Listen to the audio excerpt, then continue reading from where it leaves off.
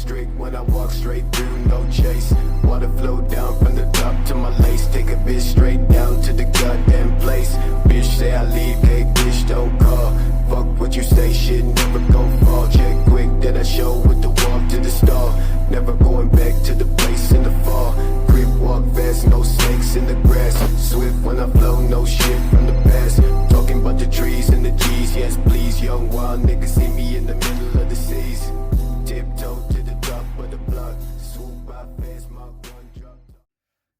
ჩემი TikTok ვიდეოებიდან უკვე იცით როგორი მანქანა ჩამომივიდა Audi A4 ბერვანახევარი ძალით რომელიც საკმაოდ დახუნჯლული არის მე ვიტყოდი ტიუნინგ დეტალებით ნუ ასეთი იყო ვიცოდი კიდეც თავისთავად ანუ სურპრიზი ჩემთვის არ ყოფილა ის თითქმის ყველაფერი რაც მანქანას ეყენა ვიცოდი ნუ გარდა რაღაც დეტალებისა რომელიც შემდეგ ვნახე ეს ყველაფერი გაჩვენოთ მინდა და თან აგიხსნათ რას რა ფუნქცია აკისრია დაახლოებით რაც ვნახე საიტზე ფასი რა აქვს ნუ შეიძლება ეხა სხვა ფასი აქვს მაგრამ სადღაც ერთი თვის წინ დავათვალიერე კიდე და ეგ ფასი იყო მოკლედ რასაც გეტყვით თითოეულ ნაწილის ფასს ქართველისთვის ანუ აქაური მცხოვრებისთვის მაგ ყველაფრის შეძენა და შიფინგი საკმაოდ ძვირი თანხა დაჯდებოდა უბრალოდ აი აქ რო სიტყვაზე მაგალითად ელიავაზე სექტორებში ან სადმე მსგავს ადგილას წახვიდე და რაღაცები იყიდო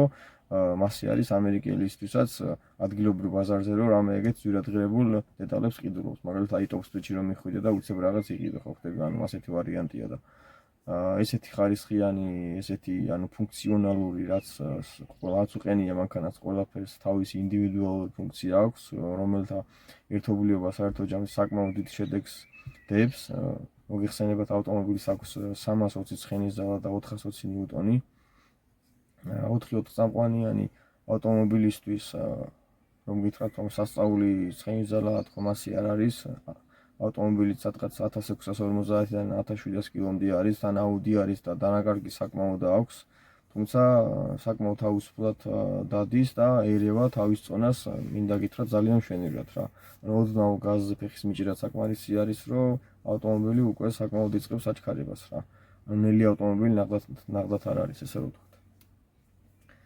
გადავიდეთ ხა კაპოტქვეშა სივრცეში და მოგიყვებით ნელ-ნელა ეტაპობრივად რას რა ფუნქცია აქვს ჩემს მანქანაში კაპოტქვეშა სივრცეში რაც არის ერთად ნახოთ ახლა რა ტიუნინგ დეტალებით არის დაკომპლექტებული ჩემი საკუთარი ავტომობილი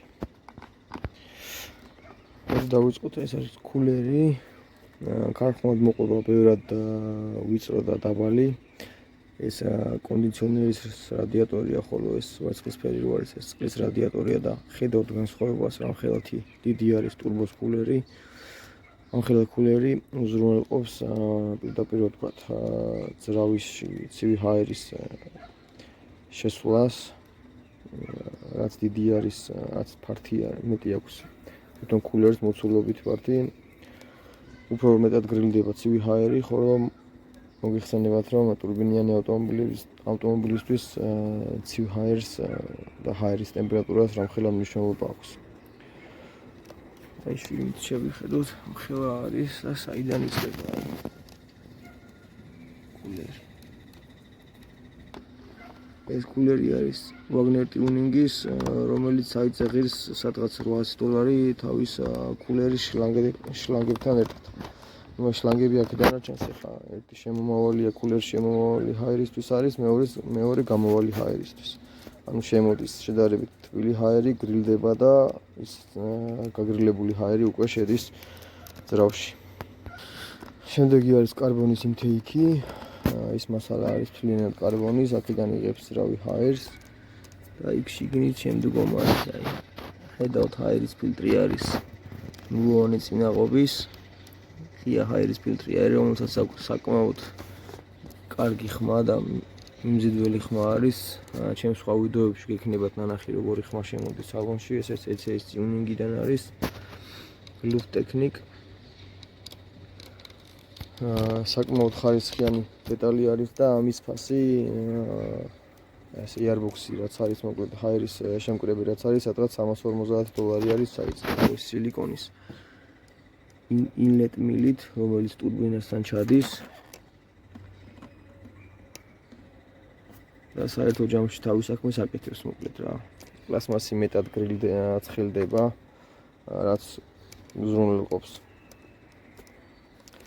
ანუ ცხელი ჰაერის შეტანას ტურბინაში, ხოლო ეს ყველაფერი განკუთვნილია იმისათვის, რომ ავტომობილმა შედარებით კარგი დინამიკა აჩვენოს, უფრო აგრესიული იყოს გაზის პედალი და ასევე ცივი ჰაერი დიდი ხნით შეინარჩუნოს რა, გადაბმულად რამდენიმე გარბენის დროს ინტეიქში, ანუ შემშვებში ჰაერის ტემპერატურა არ გაიზარდოს მოკლედ და სტაბილურად შეინარჩუნოს დაბალი ტემპერატურა. ამ ყველაფერს ემსახურება ეს დეტალები, რაც მოგახსენეთ მოკლედ.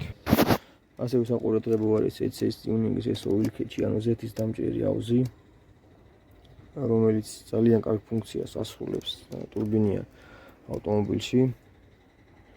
მისი მთავარი ფუნქცია არის ზეთის ორთქლის დაკავება და მასაც ქვია ზეთის ორთქლის დამჭერი აუზი ქვია, რათა ტურბინის მილები და ქულერი იყოს ზეთისგან მაქსიმალურად ცარიელი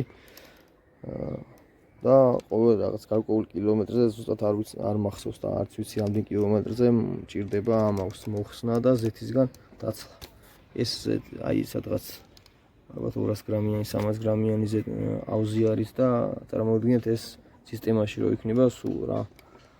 ანუ ამის გარეშე ესე რომ თქვა და ხოლო ეს ზეთის დამჭერი აუზი უზრუნველყოფს ტურბოს, კულერს და სხვა მილებს, სადაც ცხელი ჰაერი გადის მშრალად ყოფნას. ანუ ზეთისგან მშრალად ყოფნას. ნუ ეს თავსახურები R-ვის სტილში, გამოგრილებელი აუზის თავსახური, ეგრეთ წოდებული რაშირწელი ბაჩოკის, ანუ გამოფართოვებელი აუზის უпростоრად და ეს ზეთის თავსახური, საიდან ზეთი ჩადის.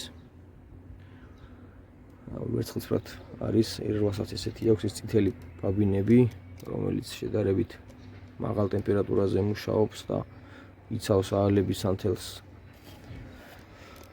დაზიანებისგან და შედარებით დიდ ზაბვას ატარებს რა. მოკლედ აალება ხდება უფრო ზუსტი, ნაპერწკალი მიეწოდება უფრო ძლიერი, ესე რომ ვთქვათ, მარტივად რომ განსაზღვროთ, რაც პირდაპირ განსაზღვრავს ავტომობილის დინამიკას. ეს ECS-ის ზეთის შუპი, მოგეხსენებათ ამ ძრავებს ელექტროშუპი აქვს, მაგრამ აქვს შუპის ყელი, სადაც შეიძლება ჩადო ეს ზეთის ეს შუპი და შემდეგ დააკვირდე ზეთის დონეს. ესეც კი ბრენდი უყენია მანქანას. ამის ფასი სადღაც $70 არის. ამ თავსახურები თითო 80-100 დოლარი ხირს. ეს წითელი ბაბინები თავის ამ კარბონის თავსახურთან ერთად სადღაც $350-400. ასევე საყურადღებოა ეს ეგრეთ წოდებული რასპორკა, რომელიც უზრუნველყოფს მთელი წინა ძარის შეკრულობას, მოსახელში ავტომობილის სტაბილურობას, ნაკლებ ქანაობას და მეტად მართვადობას. როგორც მიმზიდველიც არის კაპოტის ქვეშ, ასევე თავის ფუნქციას და საქმესაც იდეალურად აკეთებს რა. ეს მილიე ალბათ გაგიჩნდებათ კითხვა რა არისო, ეს ბუსტის დაჭიკი დავაყენე ჩემი ხელით და ვაკუუმი გამოვიყვანე შემშვები კოლექტორიდან. გახრატილი მაქვს შემშვები კოლექტორი, ვაკუუმი გამოვიყვანე, მაგასაც განახებთ მე. ეს გადამღობიც ECS-ის ბრენდის არის. აგერა წერია, მაგრამ არ ჩანს მეგონი კარგად. რომ ნაკლები სიმხურვალე ამოვიდეს ტურბოდან და ცხელი კოლექტორიდან აქეთ და ეს შლანგები რაც არის შედარებით ფრილად იყოს. ასევე ქვემოთ ტურბო აყენია, რომელიც ჩემი აზრით არის ჰიბრიდ ტურბო. იხის ტურბო, იმიტომ რომ ქარხნულად 320 ინზანას ეს ტურბინა არ გამოიმუშავებს და ვერ გამოიმუშავებს. შესაბამისად მგონია რომ ტურბოც შიდა გულიც გადაკეთებული არის. ესეთი ლამაზი სურათი გვაქვს საბოლოო ჯამში. საკმაოდ მიმზიდველად გამოიყურება ავტომობილის კაპოტქვეშა სივრცე, რომელიც გულგრილს და უყურადღებას არავის არ ტოვებს რა. მეც შესაბამისად ვცდილობ, შეძლების დაგვარად ვცდილობ, რომ მოუარო ამ ყველაფერს გავუფრთხილდე რა. მე ჩემი ხელით აყენებული ბუსტის დაჭიკი, რომელიც გამოიყურება ესე ტოპ სპიდში ვიყიდე. ტურბოს წნევა არის 1 და 4, 1 და 5 ბარი. ნუ პიკი აქვს ეს და 1 და 2-მდე, 1 და 1-მდე ჩამოდის რა. ძალიან კარგი მონაცემები აქვს, ეს ჩემი ხელით გამოვიყვანე კარგად ლამაზად. აი ამის ქვეშ გადის ყველაფერი. კაპოტიდან შემოდის. საკმაოდ კარგად ლამაზად გამომივიდა ამის გაკეთება. პირველად გავაკეთე ამ მანქანაზე მსგავსი რამ და საკმაოდ კარგად გამოვიდა. ინტერიერში კარბონის დეტალები არის ყველგან. ყველა დეტალი შეცვლილი არის კარბონისგან. ესეც სადღაც $300-400 საიტზე. CS-ის საიტზე. ასევე არის ფეხის დასადები, ეს არის მესამე პედალი. ესე რომ ვთქვათ. ძებლენია არის გაუთიშო ხოლმე ხანდახან. ფეხის მოსასვენებლად. ესაც ასევე არის კარბონისგან, ესეც კარბონი. სალონი საკმაოდ მოვლილი დამხვდა და ჩამოვიდა. უკანაც მსგავსი სიტუაცია არის. კარბონი არის უკანაც სავარძლებზე. სავარძლებზე კარების გვერდით აბივკებზე ესე რომ ვთქვათ, ხოლო ჭერი საკმაოდ კარგ მდგომარეობაში არის. ყველგან ეს ლაინი, ეს ლაინი არ არის, მაგრამ ამის პატრონს იმდენად მოწონდა ეს მანქანა და იმდენად უყვარდა. მეორე მე პატრონეს სადღაც 7 წელიწადი და 2 თვე ყავდა ეს მანქანა და შესაბამისად მისი მუშაობის და მისი რესურსის კვალი არის საკმაოდ მანქანაზე აღბეჭდილი. ესე იგი საბარგულის და შუშის სპოილერები, რომელიც ძალიან უხდება მანქანას. არის სფერებში, ეს ორივე სადღაც $300 ყიდა. საერთო ჯამში ძალიან ლამაზად გამოიყურება ავტომობილი რა. ასერილი აპორნები, ეს ხუნდები გამოსაცვლელი იყო, მოკლედ გამოცვალე და საშუალო ხარისხის ხუნდები დავაყენე, იმიტომ რომ ამის ხუნდები ძალიან ძვირი ღირს. ასერილი აპორნები ჩამომივიდა. საკმაოდ დისკები უყენია მანქანას. ასერილი აპორნები უზრუნველყოფს ცვეთის, ანუ ხუნდის დამუხრუჭების პროცესში ხუნდს რა ნადებიც აქვს იმის გამოტანას და შესაბამისად ჰაერის ნაკადიც ცოტა ურტყავს მაგ აპორნებს და შედარებით აგრილებს. ნუ ისეთი გრილი არ არის, როგორც დახვრეტილი აპორნები არის, მაგრამ თავის ფუნქციას მაინც ასრულებს რა. ესეთი მანქანა ყავს საბოლოო ჯამში ჩემო მეგობრებო.